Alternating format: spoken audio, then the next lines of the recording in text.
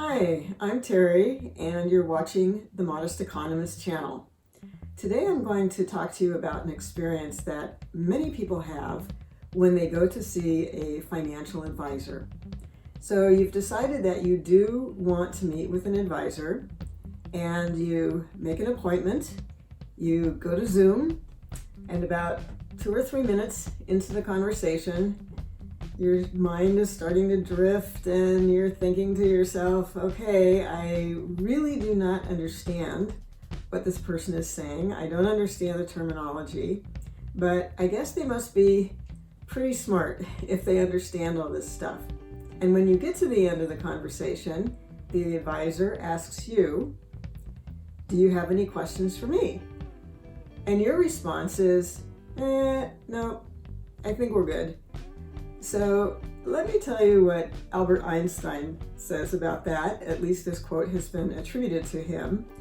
And that is, if you can't explain something simply, then you don't understand it well enough. And I think nothing could be more true in the investment world. The ability to understand what words and phrases mean actually takes a lot of thought and a lot of work. And it is very possible that the person you're talking to doesn't actually understand everything that they're saying. When you speak to advisors, you do need to be prepared, but having the right questions isn't going to help you if you don't understand the answers. So let me be your personal financial translator. What I've done is compiled a list of questions that you should be asking, along with the reason you're asking the question and the answers that you should expect. Now, I know this might seem like an awkward suggestion, but I recommend sending the questions to the advisor ahead of time and giving the advisor a chance to go through them thoroughly, and also giving you the chance to understand the questions and the kind of answers that you should be looking for.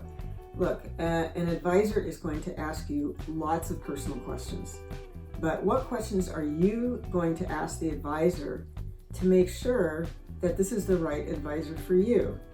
So think of this process as a way of doing your own due diligence. Okay, so now you might be asking, I keep talking about this list, where do you get it?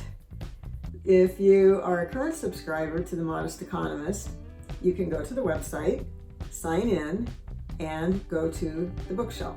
It will be the first item at the top of the bookshelf, although it's only about as long as a chapter in a book. And there are 3 things to download. First is the full guide that I've just mentioned. It has the questions, the answers, why you're asking. The second item is a request for information. It is the questions in a separate document that you can send to the advisor. And then the third thing I have is a spreadsheet that I put together.